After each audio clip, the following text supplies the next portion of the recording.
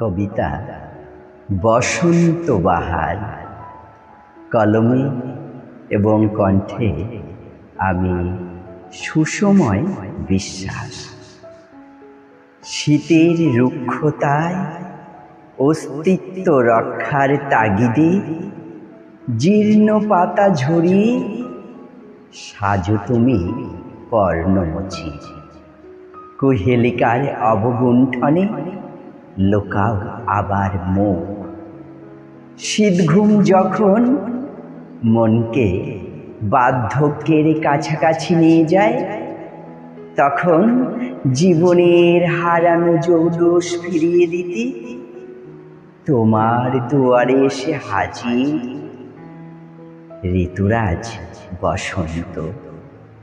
সুপ্ত মনের অন্তরালে যত বাসনা লুকিয়ে থাকে, সেগুলো কলি থেকে ফুল হয়ে ফুটতে শুরু করে।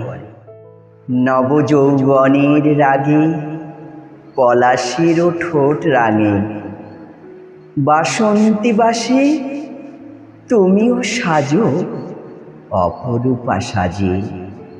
তোমারও সারা শরীর আতরের সুবাস ঢালে।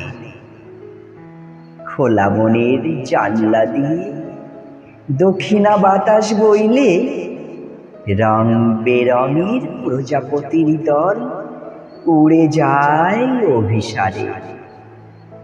ফুল্লেলো বাসরে চলে ঢলাঢলি আর মধু আহরণ।